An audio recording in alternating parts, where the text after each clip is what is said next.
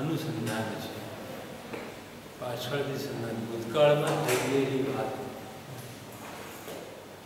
એની જોડે જોડાવું. આજે વર્તમાનના જ્યાં ઊભા છીએ ત્યાંથી ભૂતકાળમાં મૂળ કવિએ શાસ્ત્રકારે લખેલો જે ગ્રંથ એ કયા સ્વરૂપનો હતો એની જોડે આપણે સંધાન સાધવું છે, જોડાણ કરવાનું છે.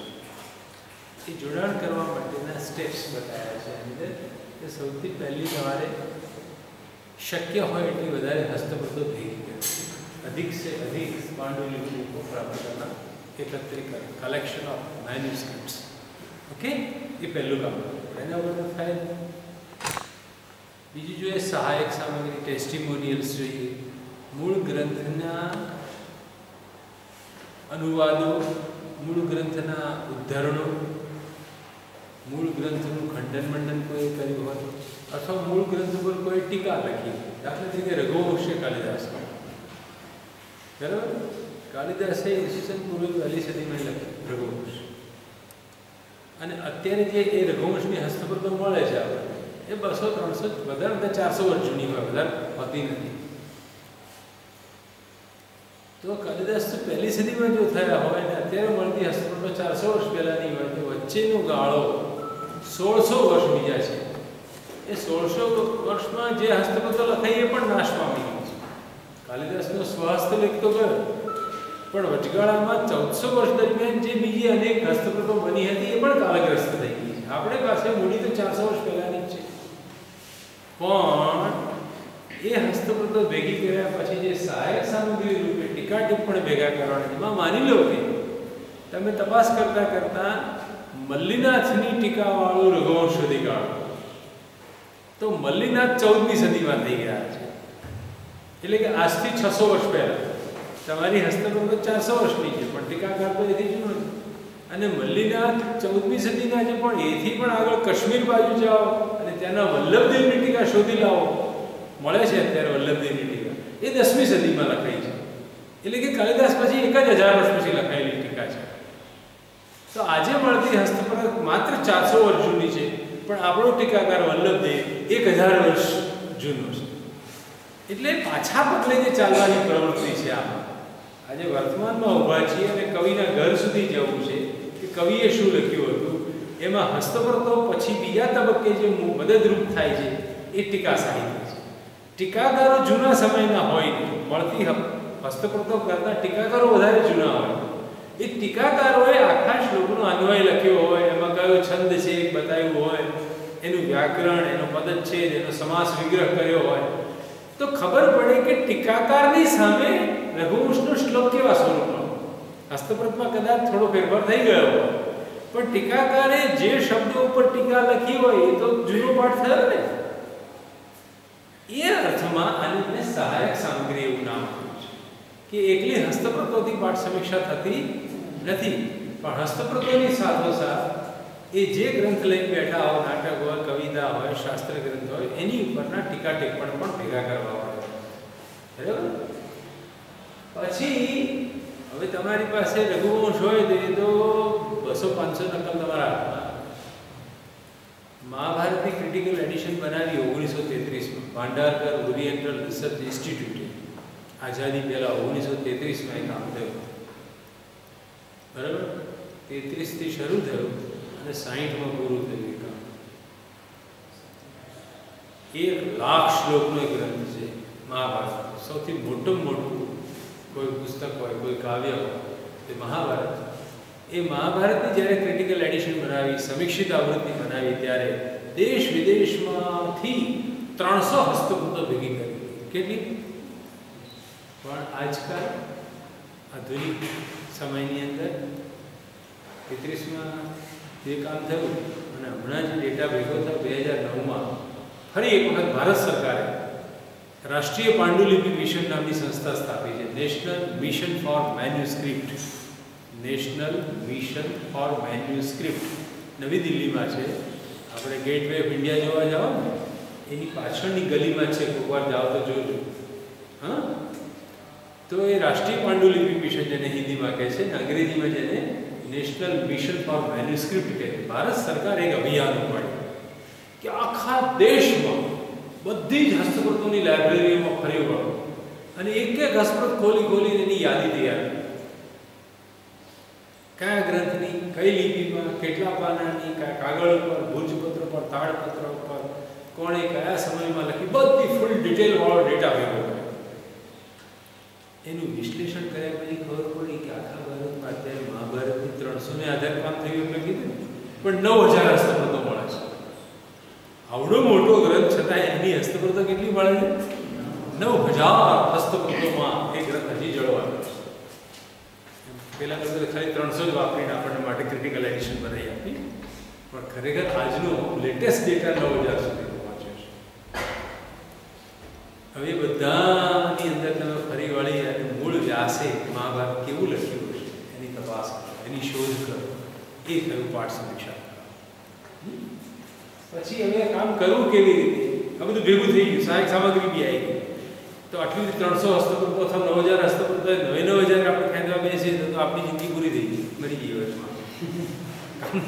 9000 હસ્તપ્રતો ખેંચી 1 લાખ શ્લોક બોલ. એટલે અમે અમુકનું છે. અમુક એટલે કોણ? એવો તમને પ્રશ્ન થશે કે બધા મોજ સારસાર ગોરી હોય ભેગી કે ના, જે પૂર્ણ હોય ટુકડા વાળી પણ હોય ને. મેં લખવાનું શરૂ કર્યું, 2 ચેપ્ટર લખીને થાકી ગયો, ભાઈ મારા છોકરા હાચવી રાખી હશે. તો એવા ટુકડામાં ગ્રંથ જે જળવાયો હોય એવી હસ્તપ્રતો બહુ ઉપયોગમાં આવતી. ક્યારેક એવું પણ બને કે ઉધઈને કીડા ખાઈ જાય અને થોડો ઘણો જીर्ण ટુકડા થઈ ગયા, એવી હસ્તપ્રતો પણ મળે. તો એમાંથી કોઈ પાઠ આખો ચડે. એટલે જે વ્યવસ્થિત સ્વરૂપમાં હોય, સુવાચ્ય હોય, આખી હોય, સાધ્યંત હોય, જુદી જુદી પ્રાંતીય લિપિઓનું બધાનું પ્રતિનિધિત્વ થાય. બધી એકલી હિન્દી લિપિ તમને આવડે તો હિન્દીની હસ્તપ્રતો ભેગી કરો, હિન્દી લિપિવાળી દેવાની. એ ના ચાલે. તમારે કાશ્મીરનો પાઠ પણ લેવો પડે. તમારે ગ્રંથલિપિ, મલયાળમ લિપિ, બાંગ્લા લિપિ, ઉડિયા લિપિ, આખા ભારતની અંદર એ ગ્રંથ ફેલાયા છે. તો ભારતની તમામ લિપિઓનું પ્રતિનિધિત્વ આવી જાય એવી બધી લિપિઓ વાળી 5-10 ભેગી કરવી પડે, એનું ચયન કરવું પડે. ખ્યાલ આવે ને? દાખલા તરીકે મારે આ ક્લાસમાંથી એક સર્વે કરવો કે વસંત ભટ્ટ કેવું ભણાવે, તો ક્લાસમાં પહેલા, બીજા, ત્રીજા નંબર આવ્યા એને પૂછી લો, કામ ચાલે? ના. મારે 70% ઉપર આવ્યા હોય એનો અભિપ્રાય લેવો પડે, 50% લાવ્યો હોય જે છોકરો એનો અભિપ્રાય લેવો પડે, જે નપાસ થયો હોય ને એનો અભિપ્રાય લેવો પડે કે વસંત ભટ્ટ કેવું ભણાવે. બધા ગ્રુપના પ્રતિનિધિઓને લઈ પૂછવું પડે કે આ ભાઈ કાશ્મીરની હસ્તપ્રતોમાં મહાભારત કેવું છે, બંગાળમાં કેવું છે, આસામમાં કેવું છે, મદ્રાસમાં કેવું છે. કારણ કે એ ભારત આખાની અંદર ફેલાયેલો ગ્રંથ છે. ભારતના તમામ સાક્ષીઓને પૂછવું પડે કે વ્યાસે લખેલું મહાભારત તમે કયા શબ્દોમાં જાળવી રાખ્યું છે. એ અમુકનું ચયન હવે સમજી ગયા, જેમાં આખા ભારતનું પ્રતિનિધિત્વ થાય એ બધી લિપિઓમાં જળવાયેલી હસ્તપ્રતોનું સિલેક્શન કરવું પડે. કોઈ એકાદનું કરવાથી ચાલે નહીં. તમને આવડતી એક લિપિથી સંતોષમાં આને આધાર કામ કરી નાખીએ એ ના. આજે હું બાંગ્લા લિપિ પણ શીખ્યો, શારદા લિપિ પણ શીખ્યો, હમણાં મલયાળમ શીખી રહ્યો છું, કન્નડા શીખીને આવ્યો 2 મહિનામાં. કેમ? મારે કાલિદાસનું શાકુંતલ આખા દેશમાં કેવું ચાલી રહ્યું છે એની તપાસ ચાલે. હું છેલ્લા 5 વર્ષથી એક મોટા કામમાં જોડાયેલો છું. પણ એમાં પહેલી વાત આ છે કે મારે અંધારા ઓરડામાં પ્રવેશ કરવો હોય તો લાઇટ કરવી પડે, એમાં હસ્તપ્રતો વાંચવી હોય, મારે જુદી જુદી લિપિઓ શીખવી પડે. લિપિ એ મારા નેત્ર છે, મારા ચશ્મા છે. લિપિનું જ્ઞાન થાય તો અંદર કઈ પાઠ લખે ખબર પડે ને. એટલે તમે બધા પણ એમએની સંસ્કૃત થઈ જાઓ, એમએલ થઈ જાઓ, પછી અટકી ના જતા. ભારતની ઓછામાં ઓછી બીજી 2-3 લિપિ જાણજો. હા, એ કામ કરજો તો તમને એમ્પ્લોયમેન્ટના ચાન્સીસ પણ રહેશે. તમને કોઈ શોધતો દીવો લઈને શોધવા છો, પેલા ત્યારે શારદા આવે મને હસ્તપ્રત વાંચીએ તો પૈસા ઊભા કરી શકશો. હા, આ એક આમદાનીનું સાધન પણ બને એવું છે. એમાં કઈ ડિગ્રી છે, કેટલા ટકા છે, કોઈ પૂછતું નહીં. લિપિ આવડે વાંચતા એની કિંમત છે. બરાબર? સારી આવડે. હવે પ્રોસેસ શરૂ થઈ, બધું ઘરમાં આવી ગયું. માની લો બધી લિપિઓ તમે શીખી લીધી. Then what you have to do. પછી તમારે સંતુલન પત્રિકા બનાવવાની છે. પણ હું નમૂનો બતાવું છું તમને. સંતુલન કમ્પેરેટિવ સ્ટડી. સંતુલન પત્રિકાનો અર્થ સમજો. પત્રિકા એટલે શીટ, મોટો ફલક, જેમાં પેલી ગણિતનું અંગ્રેજી શાળામાં ચાલતી ગણિતની નોટબુકો હોય છે ને, ચોરસ ખાનાવાળી, લાલ ઊભા અને બ્લુ આડા એવા ખાનાઓ, ચોરસ ખાનાઓવાળી એક પત્રિકા મોટી લેવામાં આવે છે. એની અંદર જુદી જુદી હસ્તકૃતોના પાઠને લખવામાં આવે. નમૂનો બતાવીશ, ખ્યાલ આવી જશે તમને. એ સંતુલન પત્રિકાઓ બનાવીને એમાં કઈ કઈ હસ્તકૃતમાં શું શું મળે છે, કેવું જુદું જુદું લખ્યું છે, એની તમારે કોપી કરવાની. એક જ પાન ઉપર બધું ભેગું કરવાનું. મારે તમારે બધાના ચહેરા જોવા, સ્ટડી કરવો હોય કે કોનો કોનો ચહેરો સરખો છે, કોનો ફેમિલી એક સરખા છે, કયા એક જ ગામમાંથી આવે, તો મને લો બાળકમાં બેસું બાળક 70 છોકરા બોલો, પહેલાં તારું મોં બધાઈ ચતુર્ભાગ, એટલે બીજે તું તારું મોં બધાય ચતુર્ભાગ. 70નું પરેડ પૂરી થાય પછી મને શું યાદ? કંઈ યાદ નથી. પણ હું 70ને ઉભા રહે ફોટોગ્રાફ લઈ લઉં એક જ ફોટામાં, તો કમ્પેરેટિવ સ્ટડી કેવો થાય? એમ આ હસ્તકૃતો તો ઘરમાં તમે 5-50 ભેગી કરી દીધી, પછી વારા ફરતી એક એક જુઓ ને, પહેલી જોઈએ આપણે 13મી જોતા હોય તો પહેલી ભૂલી જાઓ. પણ જો એક જ ફલક ઉપર બધી હસ્તકૃતોનો શ્લોક તમે લખી કાઢ્યો હોય તો તમે કમ્પેરેટિવ સ્ટડી કરી શકો. હા, બંગાળમાં આવો છે આ શ્લોક, એ જ શ્લોક મદ્રાસની અંદર આવો નીચે જ લખેલો હોય, એની નીચે પાછો આપણે તમે જોઈ શકો કુરુક્ષેત્રમાં કેવું છે. તો ભારતની જુદી જુદી લિપિઓમાં, જુદી જુદી પાંડુલિપિઓમાં લખેલો પાઠ એક જ ફલક ઉપર તમારે ઉતારવો પડે. એ ફલકનું નામ છે સંતુલન પત્રિકા. ક્લિયર? શેને માટે છે? Comparative study. અને એક વખત કમ્પેરેટિવ સ્ટડી થાય એટલે શું થાય ખબર છે? તુલનાત્મક અભ્યાસનું કોઈ પરિણામ આવે ને તમારા દિમાગમાં, શું પરિણામ આવે? તમે કીધું હતું દાખલા તરીકે આ 4 ચહેરા મને સરખા લાગે મળતા, તો મારું દિમાગ અનુમાન કરે કે આ એક જ કુટુંબમાંથી આવે 4 ભાઈઓ લાગે છે, બીજા બધા જુદા પડતા હોય. તો સામ્ય અને વૈષમ્યને આધારે એમના આંતર સંબંધોની જાણકારી મળે છે. સામ્ય અને વૈષમ્યને આધારે હસ્તકૃતોમાં ક્યાં ક્યાં સમાન પાઠ છે અને કઈ કઈ હસ્તકૃતોમાં જુદા પ્રકારનો પાઠ છે, વધારાનો પાઠ છે, એને આધારે હસ્તકૃતોના પરસ્પરના સંબંધ ખુલી જાય. એક ફેમિલી તમારા ધ્યાનમાં આવવા માંડે. હા, આ લોકોનું તે ગ્રુપ બને. આ બંગાળ બાજુની લાગે, આ મદ્રાસવાળી છે, પણ એમાં જે પાઠ છે ને એ કાશ્મીર જોડે ટેલી થાય. ભલે ભૌગોલિક રીતે જુદા પ્રાંતો છે મદ્રાસ અને કાશ્મીર, પણ એમાં એક સરખું એક તંતુ મળે છે. તમને જાણીને આનંદ અને આશ્ચર્ય થશે કે તમે જે ભૂમિમાં બેઠા છો, કઈ પાટણમાં બેઠા છો. 11મી સદીમાં સિદ્ધરાજ જયસિંહ એને બાબી કુવેર માલવા ઉજ્જૈન મધ્યપ્રદેશ, એટલે સિદ્ધરાજ જયસિંહ બાબરા ભૂતને મારીને લશ્કર લઈને ગોધરા, દાહોદ અને રતલામ થઈને ઉજ્જૈન પહોંચ્યો. ત્યાં ભોજરાની મારી એની ધનલક્ષ્મી બધી લૂંટી લીધી, એનો આયુધાગાર ખોલીને લઈ લીધો.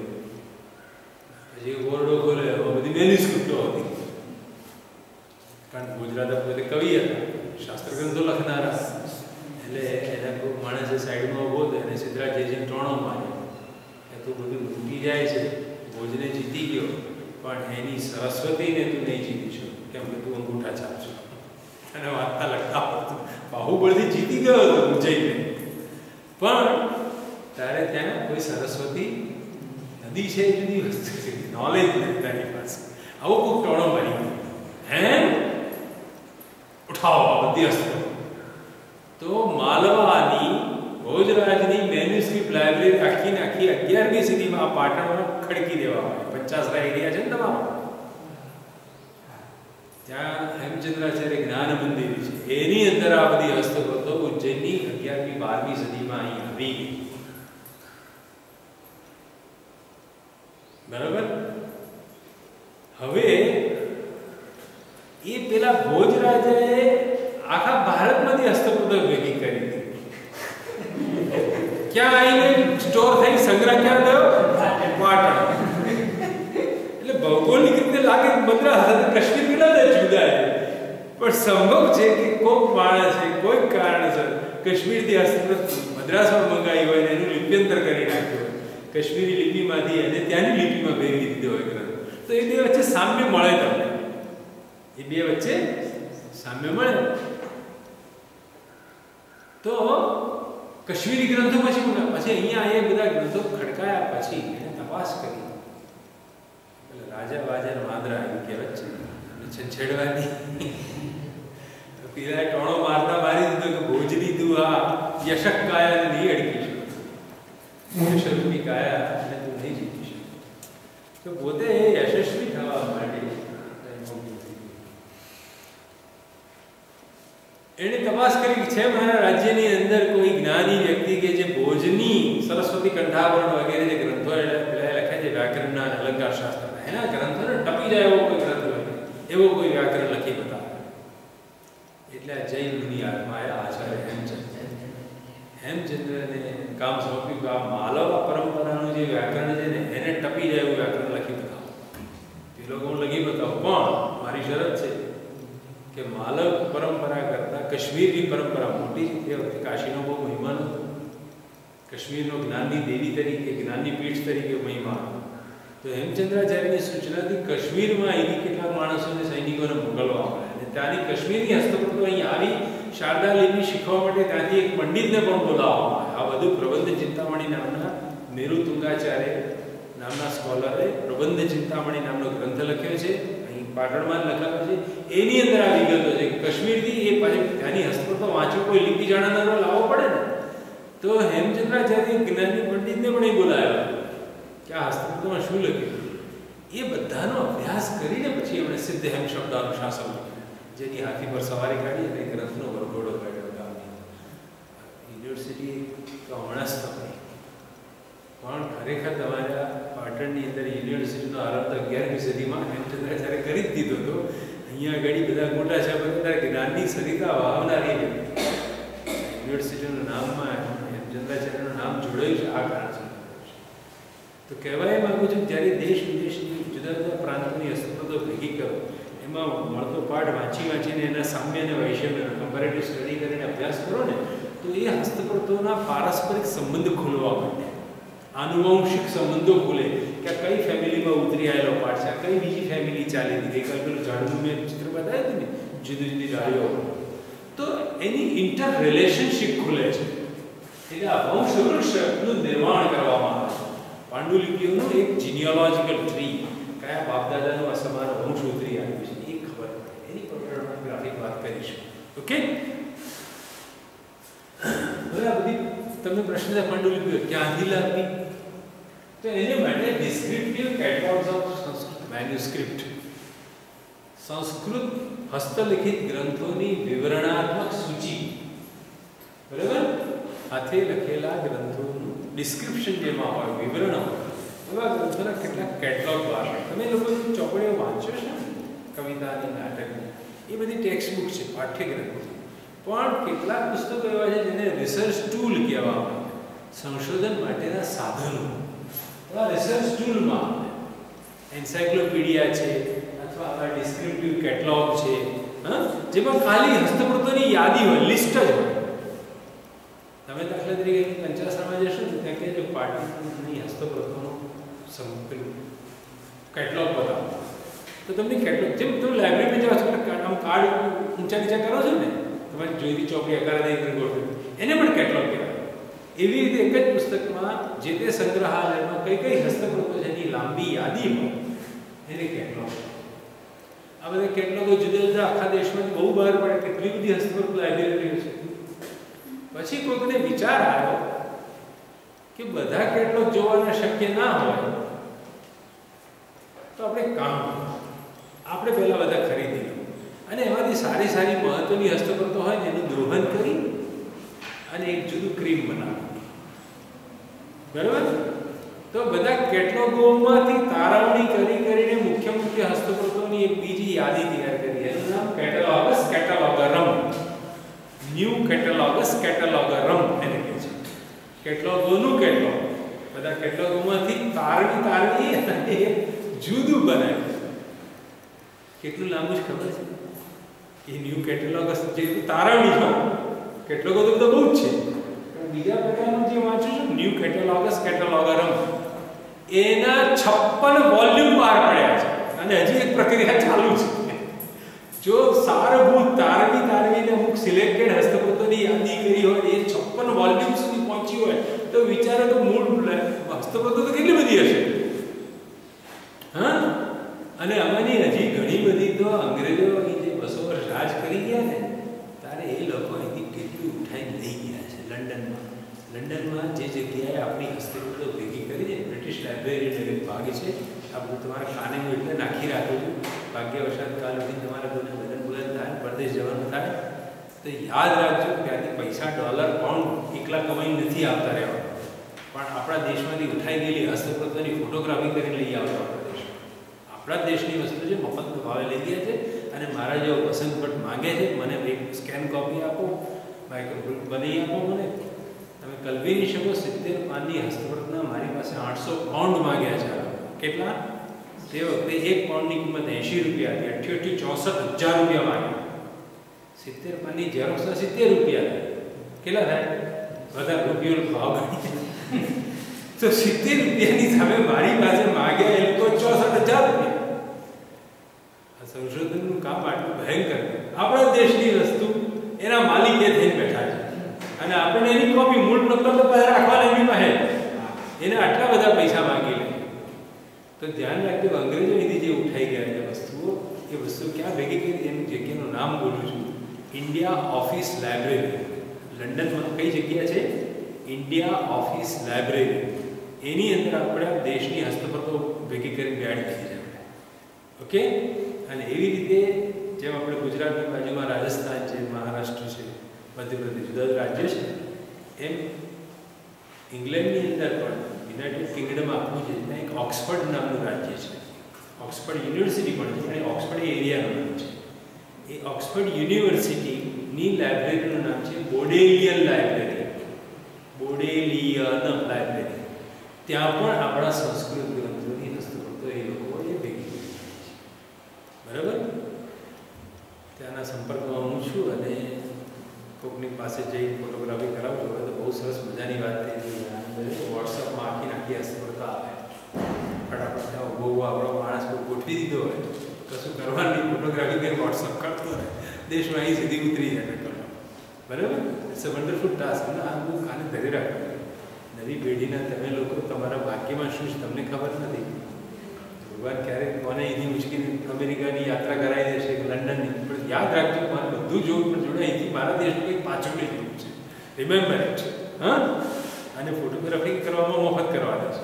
એમની પાસે એમના માણસો કંઈક કામ કરવા તો પૈસા લે છે. એટલે જે ફ્રી મળતું તો લઈ લેવાય ને, છોડા કે માત્ર સમય જ આપવાનો છે આપણે. ઓકે. મેં આવી રીતે હસ્તકળા વોટ્સઅપના માધ્યમથી મેળવી લીધી છે. આખી સાહેબ આખી અહીંથી ટ્રેન કરીને મોકલેલો મેં છોકરાને. એ તો જવું છે તો મારા માટે આટલું જ કામ કરવું અને કરી ગયો સરસ રીતે કામ કર્યું. ઓકે. તો આવા બધા ઘણા કેટલોગો છે. તમે લાઇબ્રેરી જજો, કેટલોગ જોવા માગજો. તમે તમારી આંખે જોજો. હા. અહીં જે લખ્યું છે એ શબ્દ ત્યાં વાપરજો. બધી બનારસની, પૂનાની, પાટણની, જેસલમેરની બધી કેટલી છે ત્યાં આગળ. ઓકે. હવે એ હસ્તકળાઓ વેબસાઇટના માધ્યમથી પણ મળે એમ છે. તો આ વેબસાઇટમાં 2-3 નમૂનાની લખી છે. એમાં એક નમામી જે છે ને નેશનલ મેનેજમેન્ટ મિશન માટેની છે. નમામી જે છે બરાબર. અને DORIL જે છે Bhandarkar oriental research institute library. DORI બોરિયલ ઘઉંની બોરી હોય ને Bhandarkar oriental research institute library. એની વેબસાઇટ ઉપર પણ બધી હસ્તકળાની માહિતી મળશે. આથી પણ વધારે ફેન્ટાસ્ટિક કેટલીક છે હું આપીશ લિંક. રાઠવા સાહેબ લંડનમાં વેલકમ ઇન્સ્ટિટ્યૂટ ઓફ મેડિસિન છે. વેલકમ ઇન્સ્ટિટ્યૂટ ઓફ મેડિસિન એ સંસ્થાએ ભારત દેશના આયુર્વેદ ગ્રંથોની હસ્તકળાઓ ભેગી કરવાનું અભિયાન કર્યું છે. આયુર્વેદિક ઉઠાઈ જવાનું. વચમાં પેલું સાંભળ્યું છે છાપા એમણે આપણી હળદર હોય હળદરની પેટન્ટ એમણે બનાવી. એટલે ભારતનો આ છોડ, ભારતની હળદર, અને તું પેટન્ટ ધરાવ અમે કહીએ એમ તમારા વેચવાની. હળદર એમને ત્યાં થતી ને, હળદર તો ભારત. પણ ત્યાં ડોમેનિક યુઆસ્ટિક નામનો એક ભાઈ છે, એ ડચ સ્કોલર છે. એણે આખા ભારતના ખૂણે ખાંચરે ફરી અને એણે બધી માત્ર આયુર્વેદની હસ્તકળાઓ ઉઠાઈ લેવાનું કામ કર્યું. હવે એને ધંધો કરશે, મોટી મોટી દવાઓની દુકાન, ફેક્ટરીઓ ખોલશે. આપણા દેશની વસ્તુઓ લઈ જઈને એમાંથી લોકો આ કરે છે. પણ એણે એક સારું કામ એ કર્યું કે ભારતના બધા જ કેટલોગ એણે વેબસાઇટ ઉપર ફ્રીમાં ચડાવી દીધા, જે લિંક હું તમને આપીશ. તારો એ કેટલોગ આખું તમારે આવી જશે. અદ્ભુત એણે સેવા કરી છે ડોમિનિક યાસ્ટિકે, પણ એની સંસ્થા ખરાબ કામ કરે છે. બધી આયુર્વેદિકની ચોપડીઓ ઉપાડી ગઈ. સારું,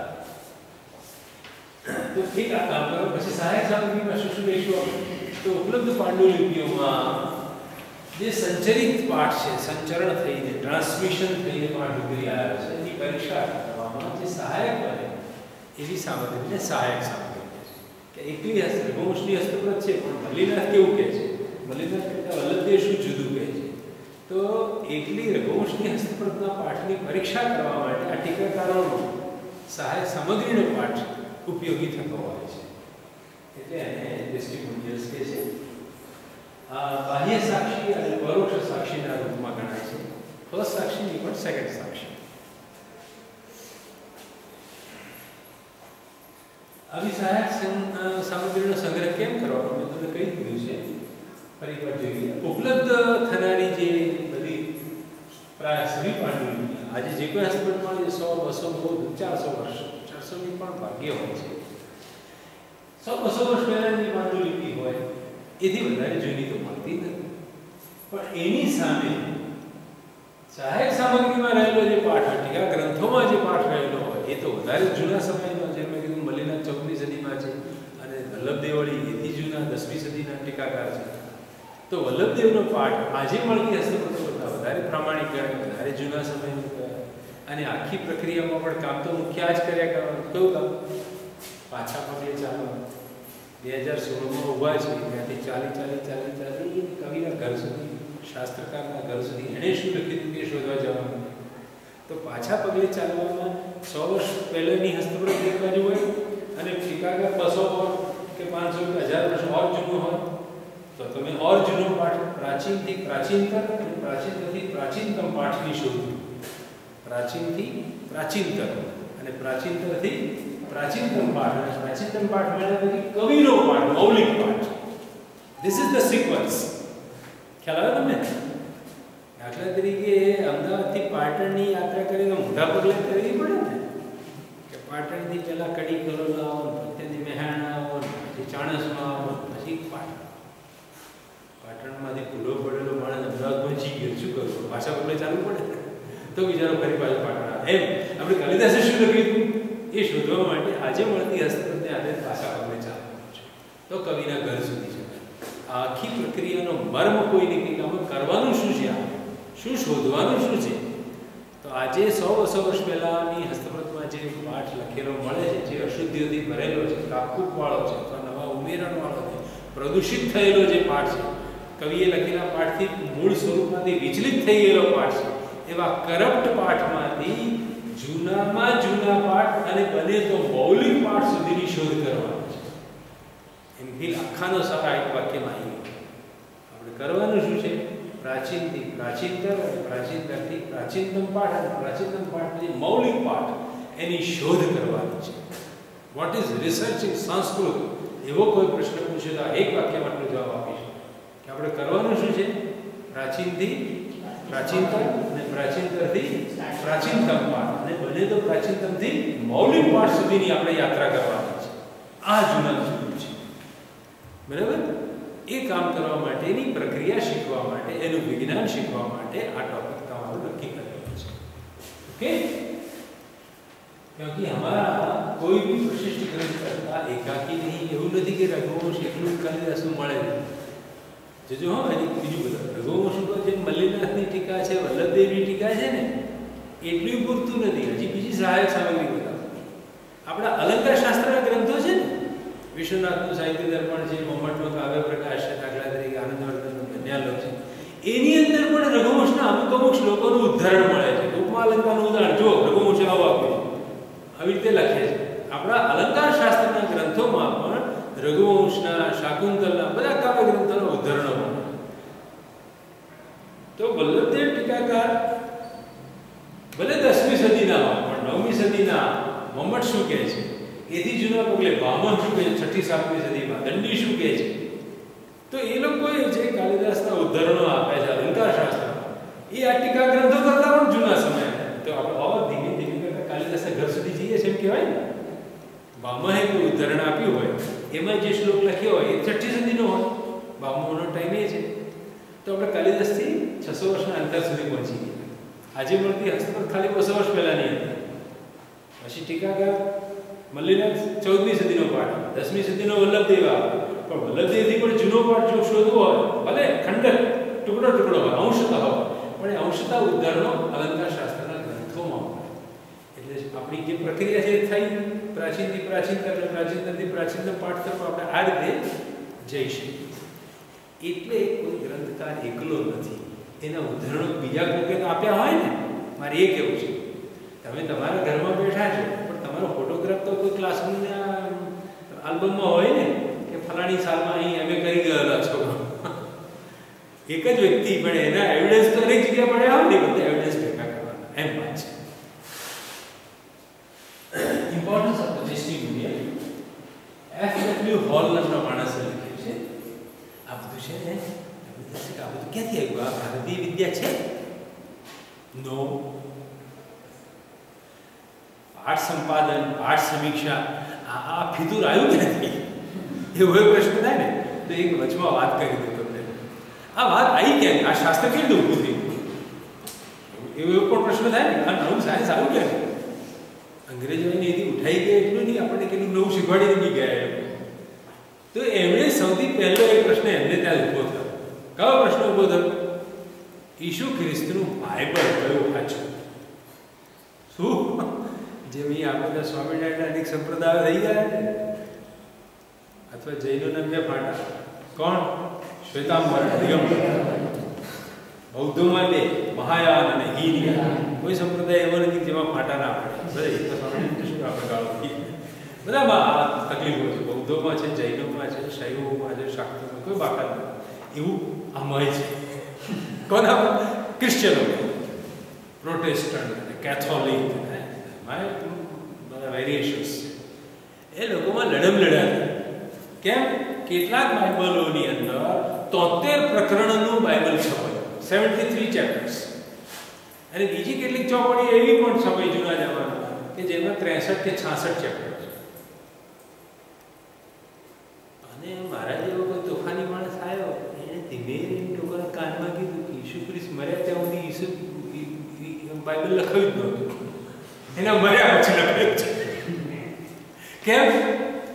ઈસુ ખ્રિસ્ત પોતે પોતાના 4 પેટન્ટ શિષ્યોને લઈને પર્વતની ટેકરી પર ચડી જતા હતા અને ત્યાં પર્વતની ટેકરી પર ભાષણો આપતા. તે વખતે કાગળ કલમ લઈને કોઈ લખતું નહોતું. ઈશુએ તો પોતે પોતાના હાથે બાઇબલ લખ્યું જ નથી. એના ચેલાઓએ ઘેર જઈને જે યાદ રહ્યું તે એમણે એમની ભાષામાં લખ્યું છે. પતી ગયું. હવે હું મારું વ્યાખ્યાન તમે ઘેરથી લખો શું થાય? પત્તમ કાપડ સાહેબ બોલે શું થાય? મારું શું થાય? તમે તમારી ભાષામાં લખ્યું હોય ને, વધુ ઓછું લખ્યું, આડાવાળા ક્રમે લખ્યું, એ જ ક્રમે બોલે, એ જ ક્રમે થોડા લખવાના. There was no recording system. હવે કહો છે કે અત્યારે જુદા જુદા પ્રકારના બાઇબલો મળતા હોય તો લડાઈ થાય, સંપ્રદાય થાય. આવું કે મેં બરાબર સાંભળ્યું, આગે ત્યાં એકલા થોડું સાંભળ્યું, મેં સાંભળ્યું, ચાલો 2 સંપ્રદાય વિષુ મરી ગયા. એટલે બાઇબલ અનેક પ્રકારના હાથમાં આવ્યા અને માટે તોફાન ઉઠી ગયું ત્યાં. એટલે એ લોકોએ પછી આ શાસ્ત્ર ઉભો કર્યું. કેવી રીતે બાઇબલમાં જૂનામાં જૂનો પાઠ શોધવો અને ઈશુના મોઢામાંથી કયા શબ્દો નીકળ્યા છે એ તપાસ કરવા બેઠા. આ સમસ્યા એમની માટે હતી પહેલી કે ઓરિજિનલ બાઇબલ કયું. અને બાઇબલ એટલે અક્ષર ગાળો દઈએ. જૈનોનું પણ આ થયું. શું થયું જૈનોનું? ભગવાન મહાવીર સ્વામી એમનું ભ્રમણ સ્થળ અત્યારનો બિહાર, મગધ પ્રદેશમાં મહાવીર દાદા રહ્યા.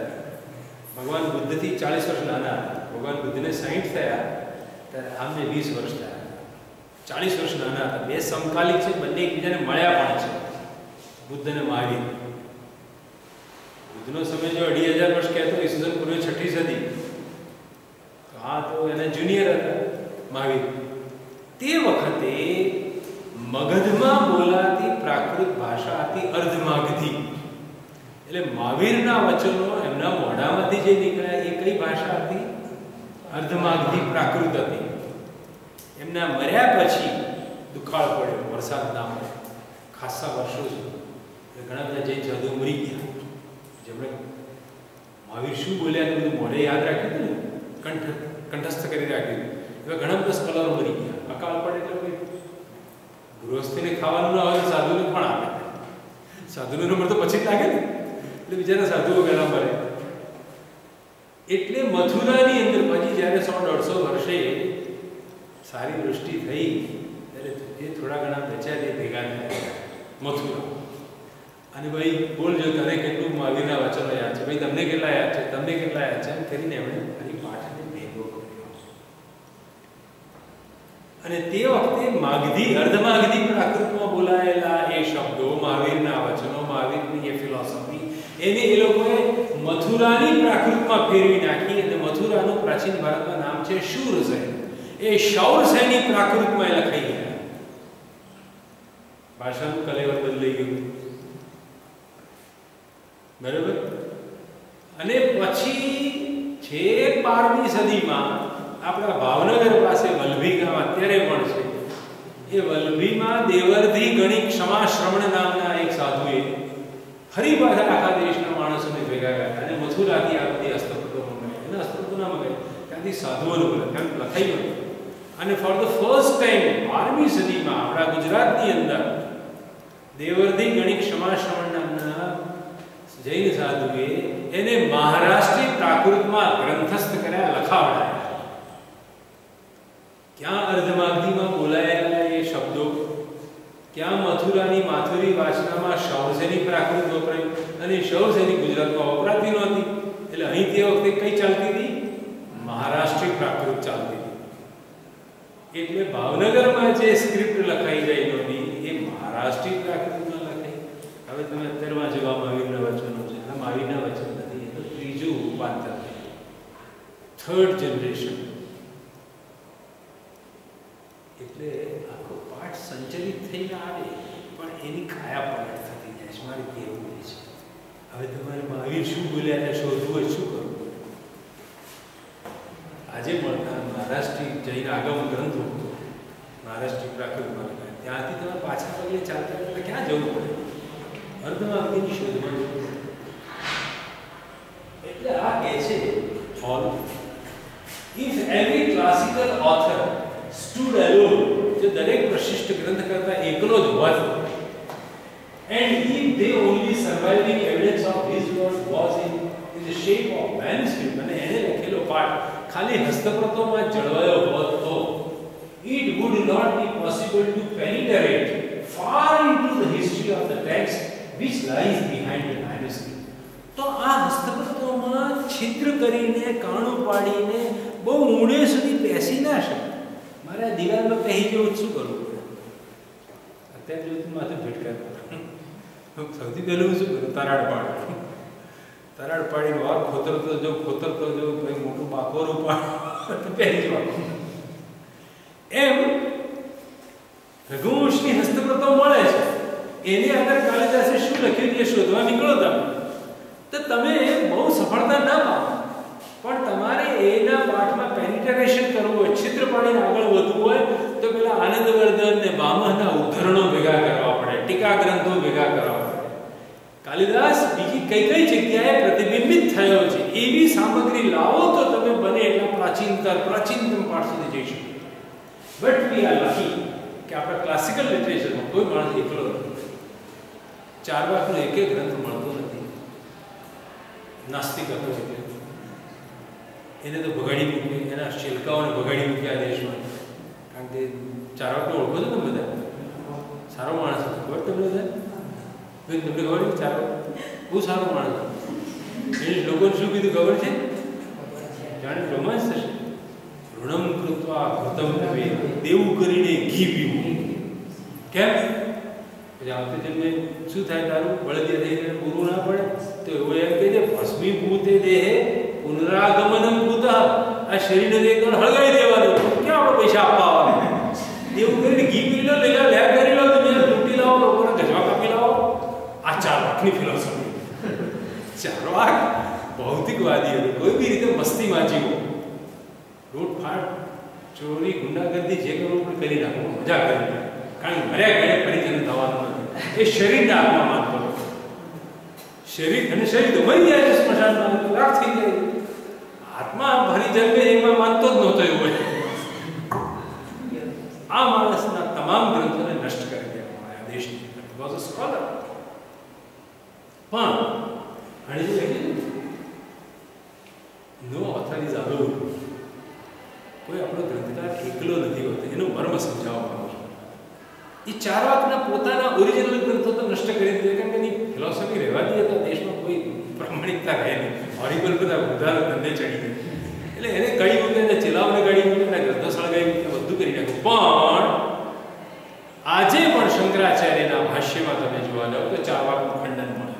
અને ચારવાકના મતનું ખંડન કરવા માટે શંકરાચાર્યની પેરેગ્રાફ પહેલા કોટ કરવો પડે કે આવું કહેતો હતો. એટલે એટલો પેરેગ્રાફ તો મળી ગયો આપણને કે ચારવાક આવું કંઈક કહેતો. ખંડશઃ ચારવાક જીવે છે આપણી પાસે.